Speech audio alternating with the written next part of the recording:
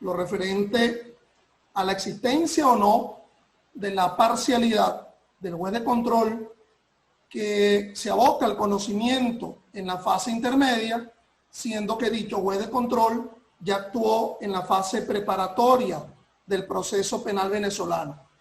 Quien les habla es el profesor Ángel Serpa Aponte, profesor en la Universidad Central de Venezuela y en la Universidad Santa María de Derecho Procesal Penal y otras asignaturas, y esta disertación forma parte dentro de un ciclo de disertaciones sobre aspectos puntuales, sobre problemáticas puntuales del derecho penal, tanto procesal como sustantivo.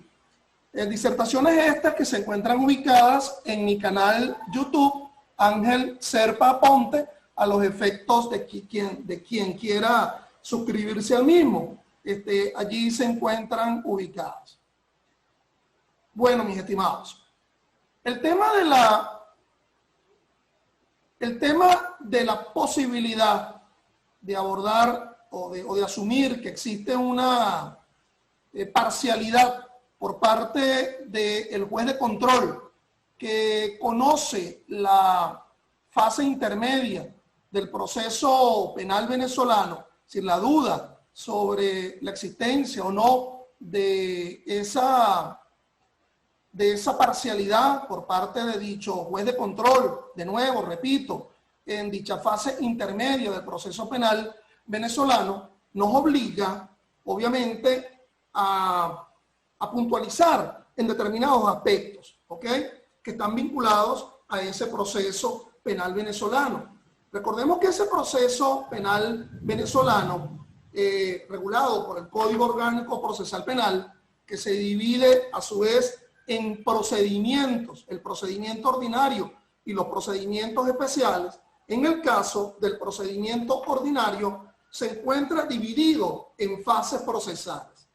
Esas fases procesales que asumen una función de conocimiento el juez penal. Es decir, de alguna forma la manera como concibió los redactores originales del Código Orgánico Procesal Penal allá en su primera versión del año 1998, que entró en plena vigencia en el año 1999, es la existencia de 4 fases procesales que, en principio, cada una de ellas iba a ser asumido por un distinto tipo de juez. Es decir, la fase preparatoria, que es la fase de investigación, conforme lo establecen los artículos 262, 263 del Código Orgánico Procesal Penal, es la fase en la cual el titular de la acción penal, que es el Ministerio Público, va a obtener los elementos de convicción que le van a permitir sustentar como acto conclusivo una acusación, si ese fuese el acto conclusivo. No nos olvidemos que conforme a el artículo 308 del Código Orgánico Procesal Penal, si existe fundamento serio, es por lo cual se presenta esa acusación como una demostración de un convencimiento positivo por parte del titular de la acción penal. ¿Y de dónde se va a obtener ese fundamento serio? Precisamente, objetivamente, por los elementos de convicción que se han obtenido en dicha fase preparatoria. El concepto de fundamento serio, de la cual alude el encabezado del artículo 308 del COP, que es el que describe la acusación pública, es porque no es solamente el hecho que ese fundamento sirva para sustentar que ese hecho que se acusa se adscribe perfectamente a una calificación jurídica que nos habla de esa adscripción perfecta con respecto a un ilícito penal que se encuentra descrito en un código penal o en un cuerpo de ilícito penal colateral.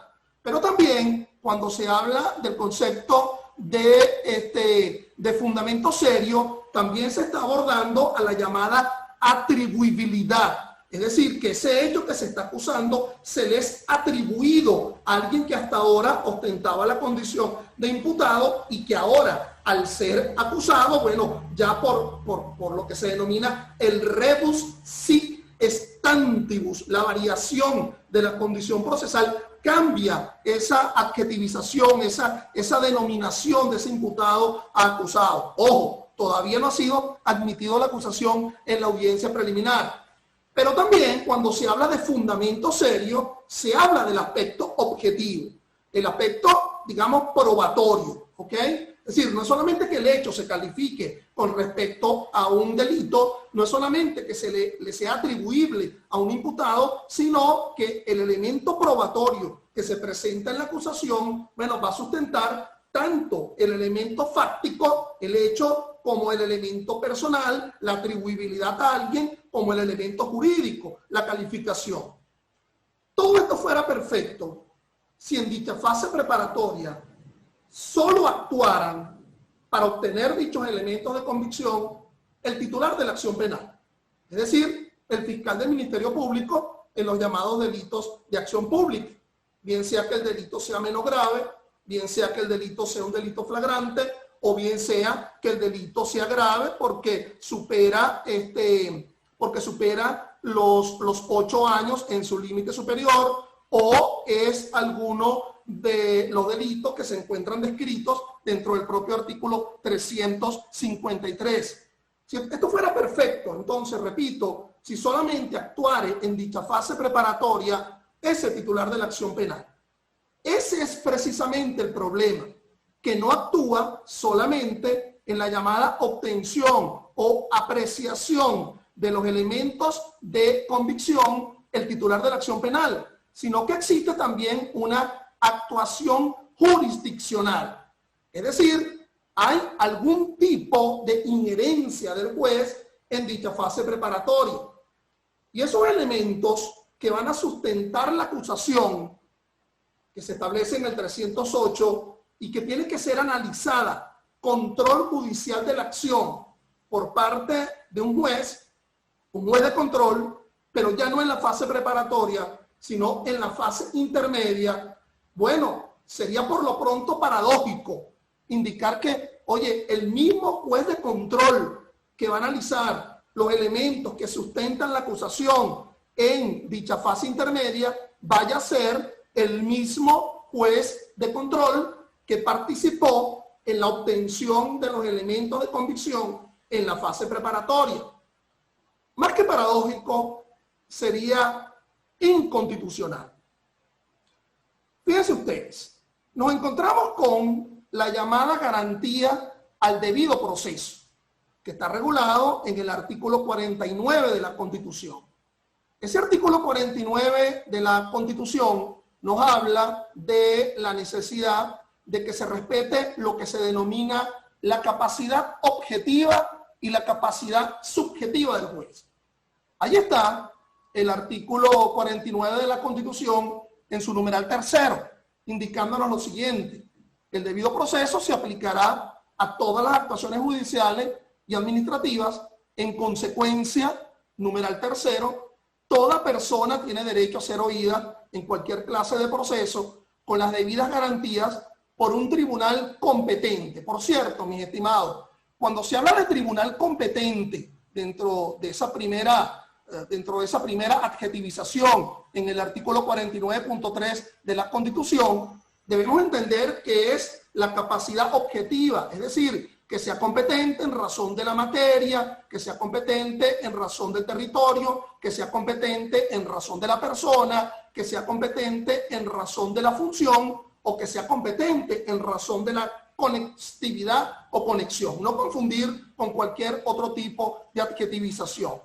Pero no solamente se queda en la llamada exigencia de competencia, que es la llamada capacidad objetiva, sino que el propio artículo 49.3 nos dice que ese juez ha de ser independiente, es decir, no estar vinculado a ningún otro tipo de vaivén, de contenido político, ¿verdad? Vinculado a cualquier otro quehacer, nada más que sea en la obtención de la verdad.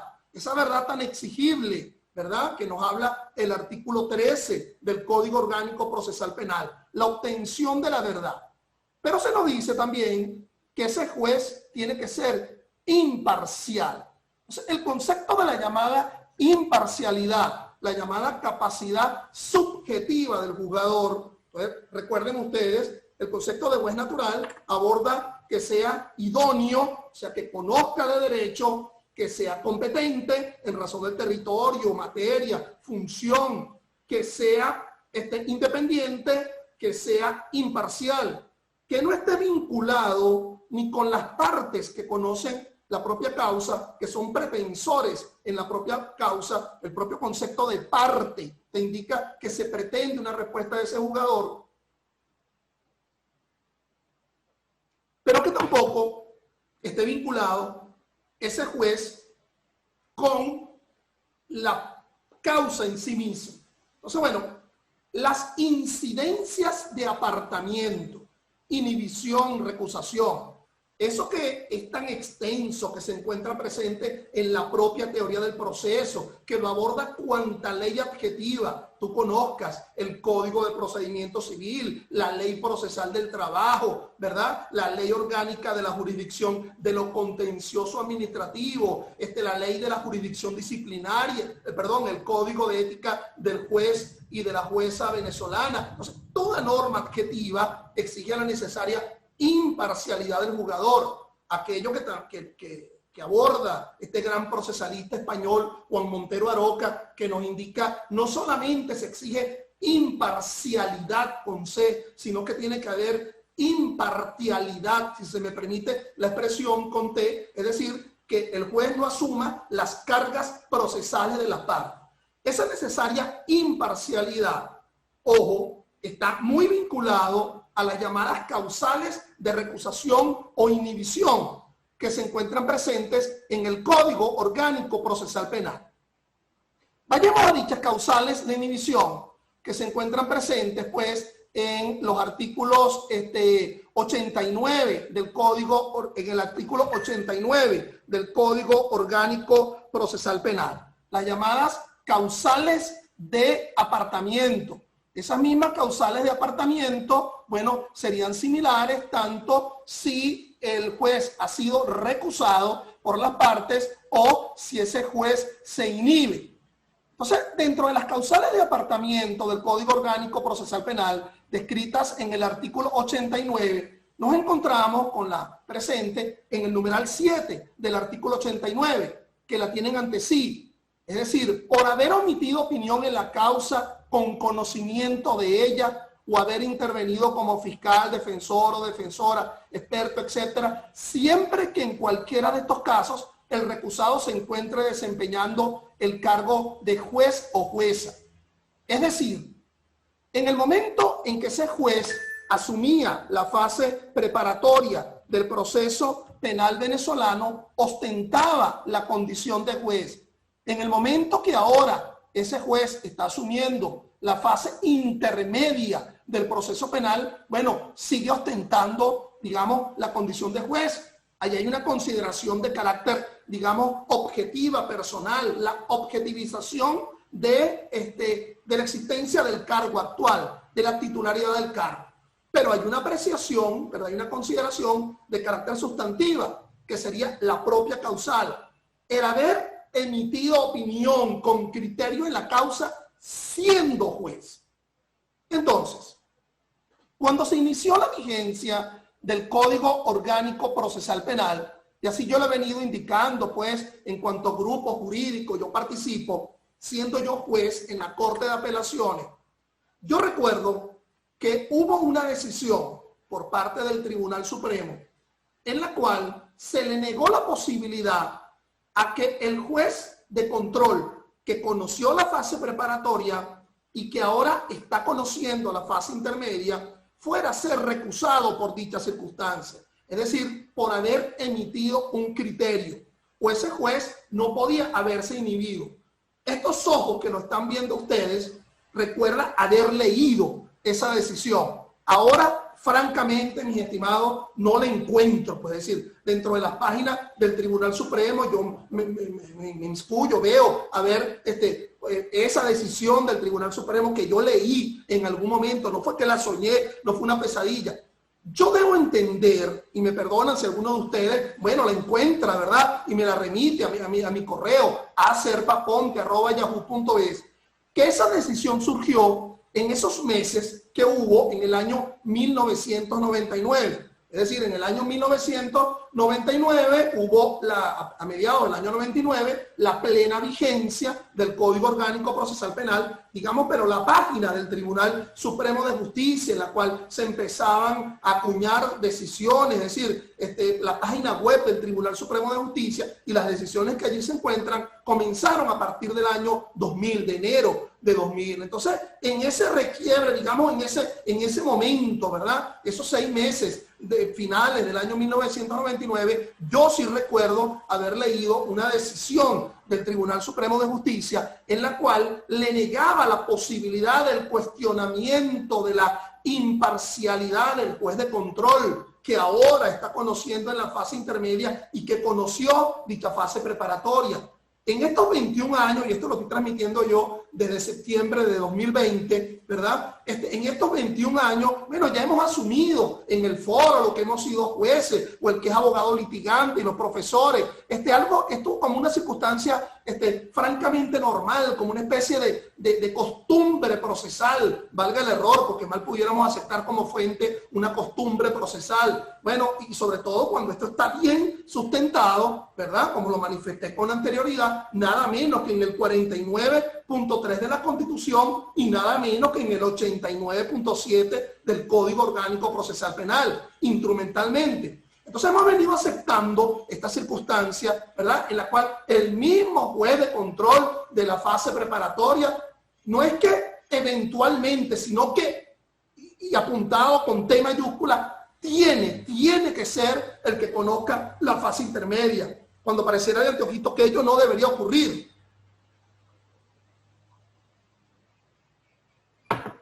Para asumir la posición de abogado del diablo, yo recuerdo haber leído en ese fallo lo siguiente. Tiene que ser así, porque realmente el hecho objeto del proceso se configura, es en la acusación. Palabras menos, palabras más, decía el fallo.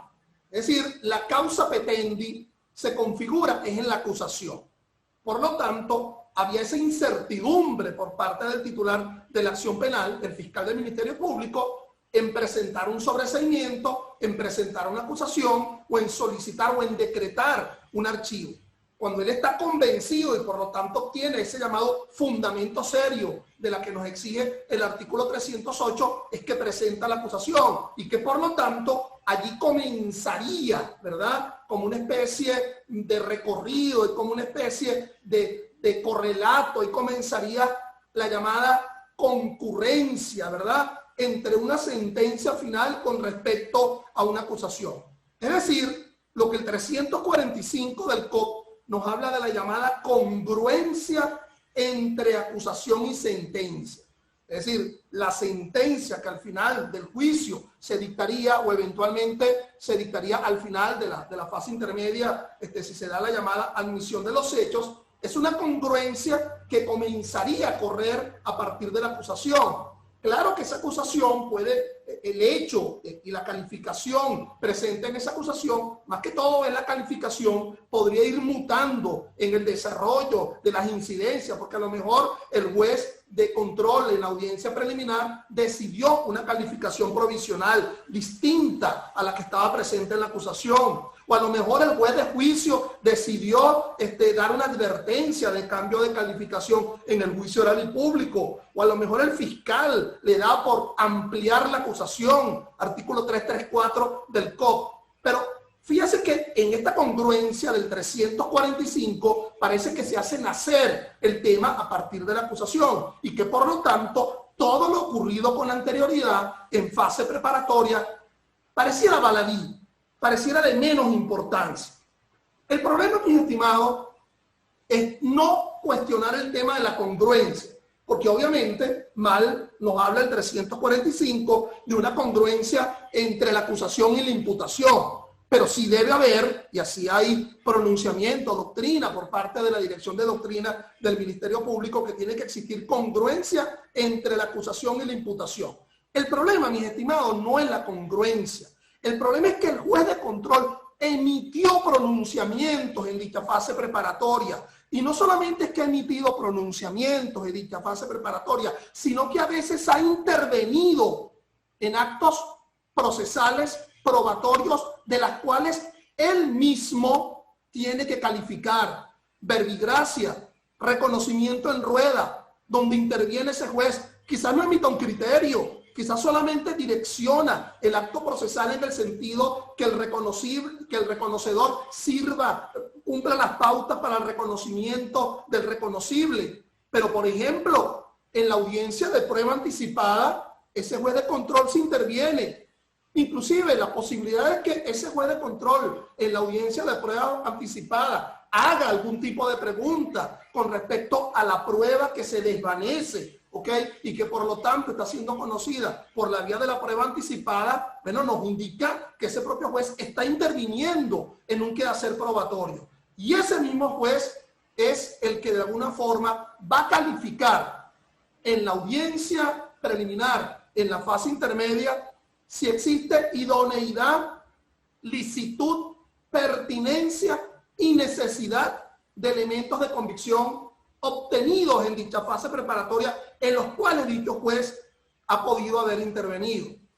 Dejemos de lado el problema de la intervención personal del juez en los actos probatorios y pasemos a abordar directamente el tema del 89.7, la causal de haber emitido criterio que de alguna forma inhabilitaría a ese juez a seguir conociendo en dicha fase intermedia.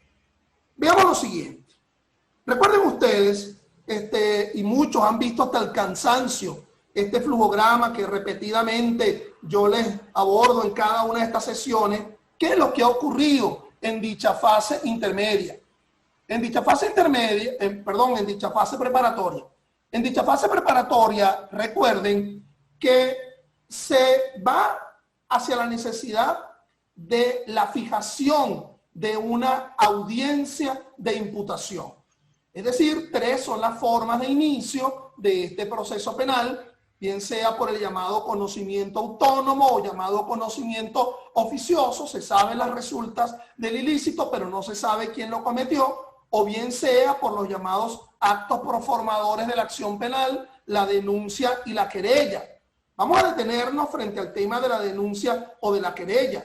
Fíjense que uno de esos actos proformadores es nada menos que la querella, que se presenta ante el juez de control. Y ese juez de control va a verificar y va a dictar sobre la admisibilidad de la querella. Esa admisibilidad de la querella pasa por entender que el hecho tiene una apariencia ilícita, que ese hecho se adscribe a un ilícito penal y que se tiene algún tipo de elemento de convicción que ha presentado el querellante a los efectos de dicha admisión. Recuerden que estos actos proformadores de la acción penal, la denuncia o la querella, al final del camino, son remitidos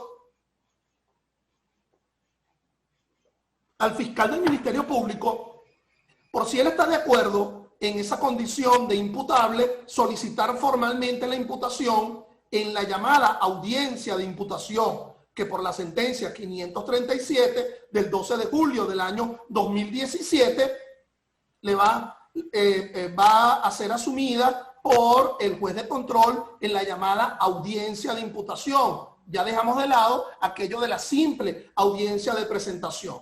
Reafirmo, con esa sentencia, la 537 del año 17 de la Sala Constitucional, se reafirma mucho más de lo que yo estoy indicando en este momento. Es decir, ya no era como antes, que solamente se daba una presentación a los efectos de que ese juez verificara si hay elementos o no, sino que de forma definitiva se resta la llamada instructiva de cargo, siendo que la imputación va a ocurrir solamente en la audiencia de imputación a los efectos de que ese juez verifique bajo la pauta del control judicial la validez, la idoneidad de esa imputación.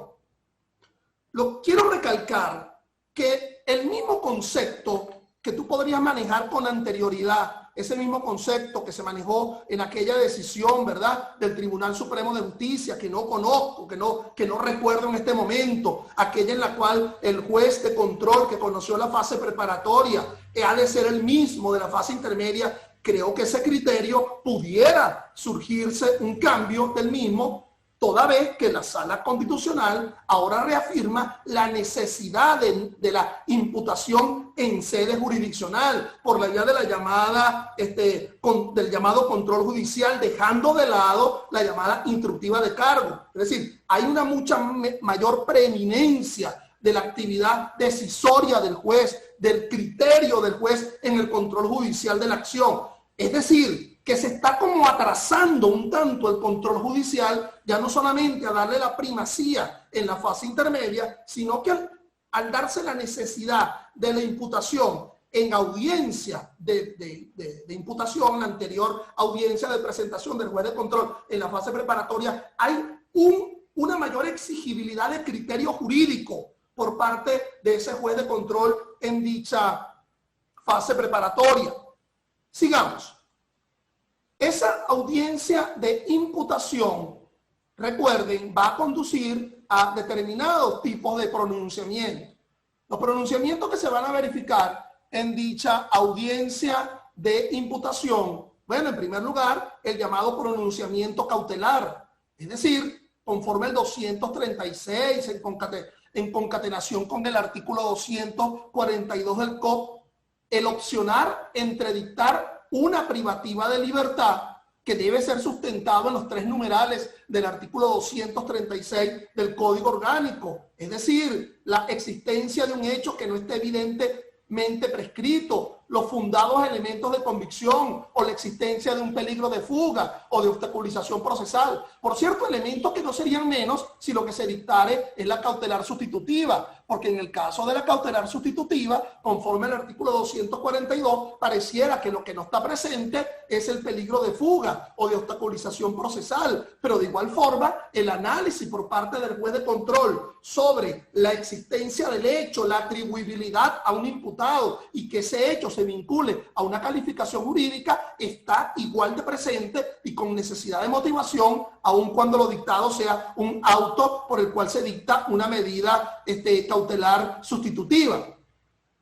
Además de ello, recuerden que ese juez de control, bueno, nada menos que va a dictar la existencia del tipo de procedimiento que se va a seguir a partir de este momento. Si va a ser un procedimiento ordinario con sus buenas 4 fases procesales o si va a ser un procedimiento especial, bien sea porque se califique el procedimiento como flagrante o bien sea que se adopte el procedimiento por delito menos grave.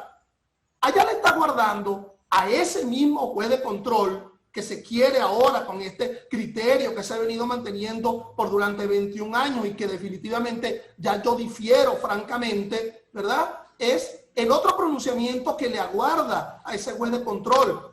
Si lo que se fija, si lo que se presenta es la acusación por parte del fiscal del Ministerio Público, bueno, nada menos que en la audiencia preliminar, ese mismo juez de control que conoció nada menos estas decisiones dictadas en la fase preparatoria va a pronunciarse sobre la admisión de la acusación o, por su parte, la procedencia de las excepciones. Si la excepción es acción promovida ilegalmente, no admitirá la acusación, sino que dictará por su parte un sobreseimiento. Pero esta acusación que se plantea, que se plasma, yo creo que muchos de ustedes me están escuchando. Yo creo que muchos de ustedes que me están escuchando, quise decir, bueno, están en el ejercicio, hagan un propio ejercicio frente a las causas que ustedes conocen. Es decir, ¿qué porcentaje de los elementos de convicción que están presentes en una acusación son los mismos elementos de convicción que se presentaron allá en la audiencia de imputación en la fase preparatoria?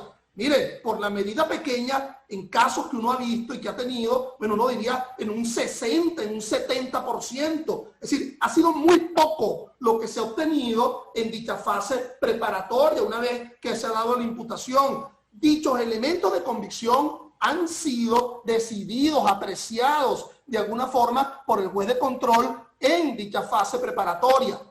Veamos el tipo de pronunciamiento que ha dictado ese juez de control en dicha fase preparatoria.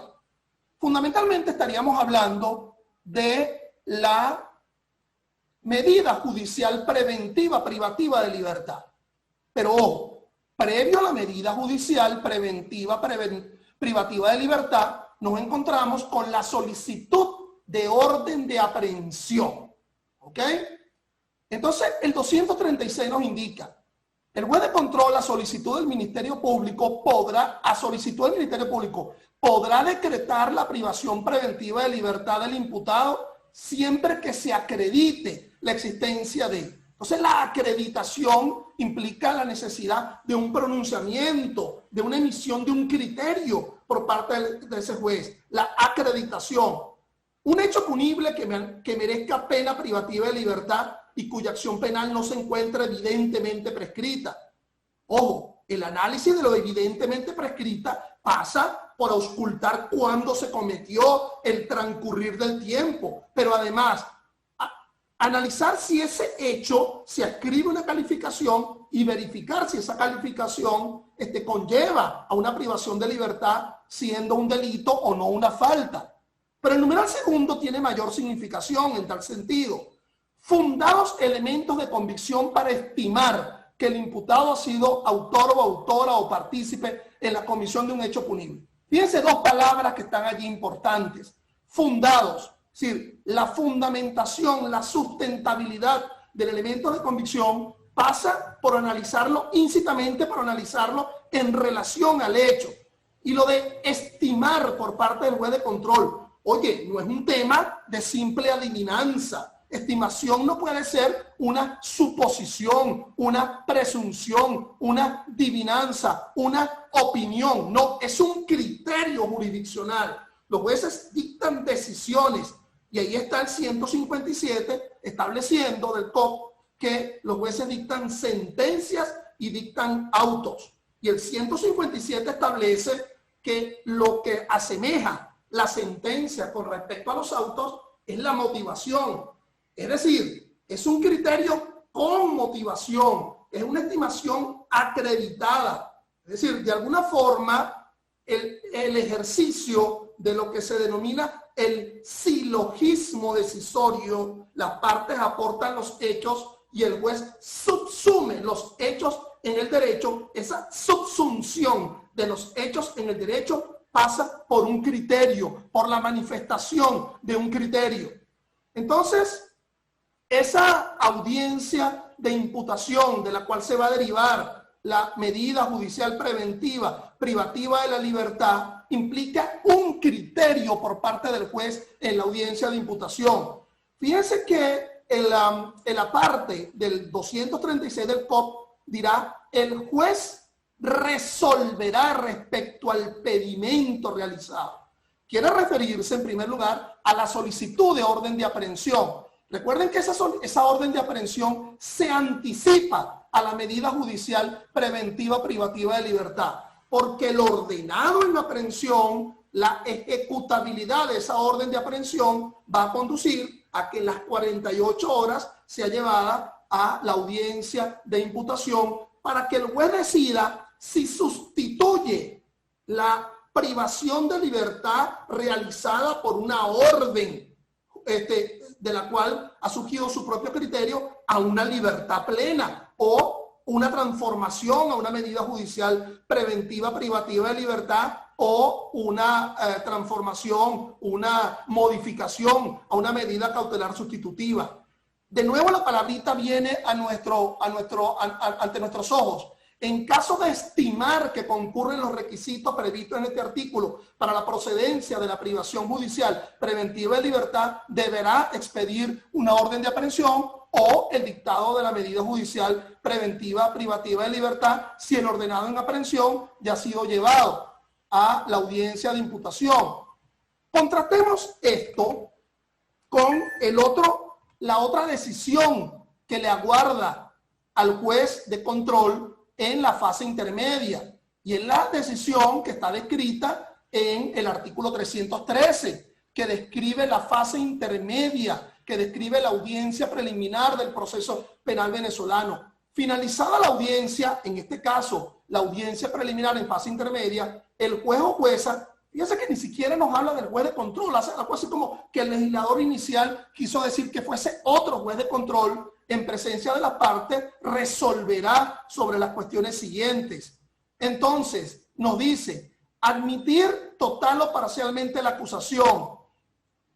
Y entonces, esa admisión de la acusación tiene mucho que ver con lo que se va a pronunciarse en el auto de apertura a juicio. Es decir, una relación clara, precisa y circunstanciada de los hechos, su calificación jurídica, provisional y una exposición sucinta de los motivos en los que se fundan las pruebas admitidas y las estipulaciones realizadas. Nótese entonces que si en el 236 nos habla de un hecho y de una calificación jurídica, no otro ha de ser el mismo hecho que se ha presentado en la acusación y la cual le corresponde su análisis al juez de control en la audiencia preliminar, en la fase intermedia. El numeral segundo del 314 en el auto de apertura nos dice que ese juez tiene que pronunciarse sobre lo fáctico, sobre lo jurídico y sobre lo convictivo. Lo mismo fáctico, jurídico y convictivo que estuvo presente en la llamada audiencia de imputación. Por si ello no fuera poco, ¿verdad? Analicemos lo que nos dice el 289, es decir, la audiencia de prueba anticipada que se puede realizar en dicha fase preparatoria. Cuando sea necesario practicar un reconocimiento que sea definitivo o irreproducible, a solicitud del fiscal, el juez podrá decidirlo. Practicará el acto si lo considera admisible, citando a todas las partes, incluyendo a la víctima, aunque no se hubiese querellado. Entonces, terminada la práctica, las actas se entregarán al Ministerio Público y las demás partes podrán obtener copia. Se habla de una admisibilidad de ese acto probatorio. Por cierto, el mismo acto probatorio que va a ser analizado por el juez de control en la fase intermedia. En aras del tiempo, es obvio que mi criterio es que el juez de control que asumió la fase preparatoria debe apartarse al conocimiento de la causa en la fase intermedia, bien sea porque se inhiba o bien sea porque sea recusado por las partes. La sentencia de 2017 sobre la audiencia de imputación de alguna forma